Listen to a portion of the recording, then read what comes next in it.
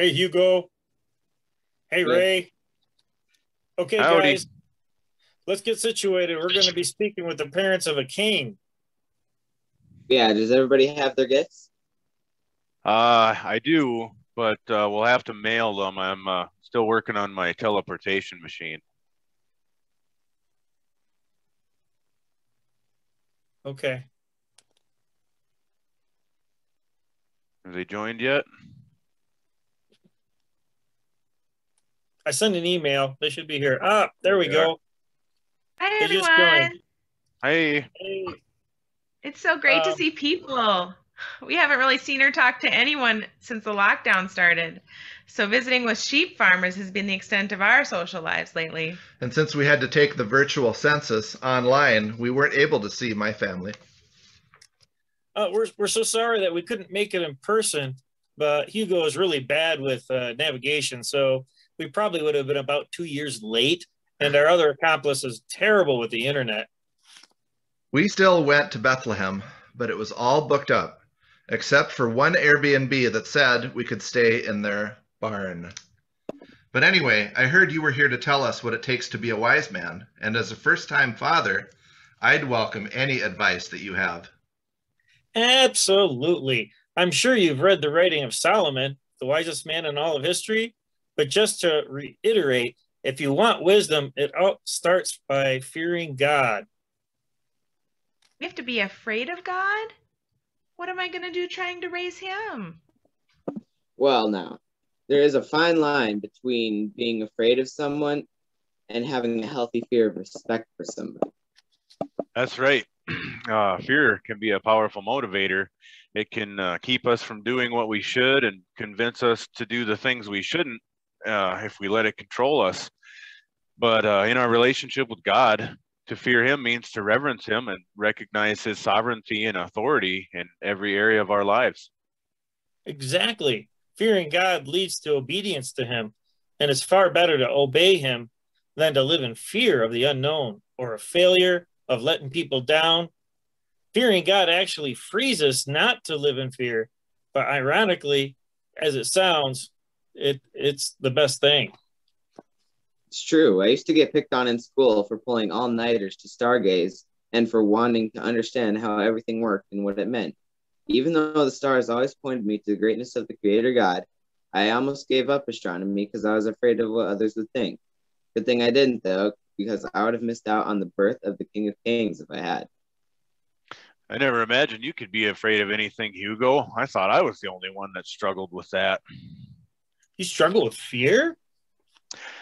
Well, I lived in fear of failure. I had the opportunity once to tutor a foreign exchange student, and I was so afraid that I'd be a bad teacher that I declined the position and gave up the opportunity to befriend the student who honestly probably just needed a friend more than a tutor anyway.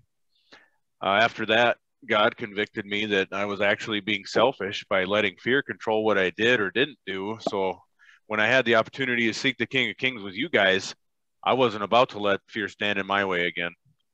Hey, I'm really happy that you guys have learned to overcome your fears. But what about when you don't even know what's going to happen next? I am afraid of the unknown, the future that I can't control. Who would want to control the future? That's a responsibility too big for any one person. That's a God-sized responsibility for sure. And that's exactly why you don't have to be afraid of the unknown, because the future is God's responsibility and you can absolutely trust in that He'll take care of it and He'll show you the right way if you're seeking Him every day. Speaking of advice, I've heard that it's not good for babies to be exposed to dirt and hay right after birth. So the fact that you stayed in the barn might not be good for him. Yeah, I've heard that too, but Joseph insisted. I'm curious, how did you get to this meeting anyway? Oh, the link, it's on sawthestar.com. I was researching new stars, and this was the top result. Why were you researching new stars? Because King Herod contacted us and asked if we knew what the star meant. And of course, we told him that it told of the King of the Jews. So I was searching carefully. We told Herod that we would report back to him after we talked to you. Please, you can't report back to him. He'll kill our son. No, he says he wants to worship your child. Herod is a liar. He wants to kill him so he has no competition to the throne. After all, Jesus is King of the Jews. Okay. I thought something might be up. We'll make sure we find a way around Herod. Maybe another route. We'll just block his contact. Yeah. But when we found this link, we were overjoyed, and we even bought gifts. But now that we had to quarantine, I guess we'll just have to mail them. Oh, that's really thoughtful. Like what?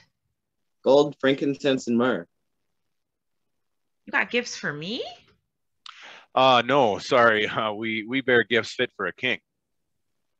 Hey, sorry to change the subject, but could you tell us what it was like to be the mother of a king? Well, all mothers think that their child's going to be perfect, but I am actually able to say that. We didn't have a gender reveal party because we didn't want to start any fires, but also because an angel of the Lord told both of us in a dream that we would have a boy.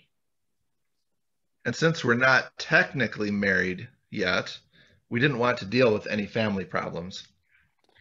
Joseph packed our bags for the trip. He did not plan ahead. He forgot to bring outfits for the baby. All we had brought were some clothes, so I just swaddled him up and put him in the manger. Did you sanitize the manger first? You don't know where it could have been in there. Yeah, Joseph put some fresh hay down first, but it probably wasn't the best place to put a baby, but we did what we could with what we had. Joseph has been fixing up the place recently, and he built a nice crib for Jesus, and he's been doing some other carpentry projects. And later this week, we're going to bring Jesus to the temple to consecrate him to the Lord and give the sacrifice of a pair of doves. But that's pretty much our story and what has happened with us. Well, thank you so much for meeting with us. We'll be making sure that we do not tell Herod what you said. Can I get a mail-in address for the gifts? Sure, I can tag you on Instagram. Oh, Mary, I'll send you some healthy recipes for kids and some other things I've been reading up on. Oh, our device is at 2% battery, so we have to go. Hey. Oh, and one more thing. If an angel appears to you in a dream, make sure that you listen.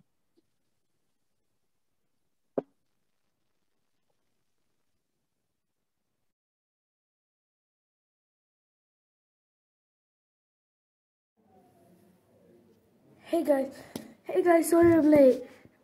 I'm bad at the internet. Guys,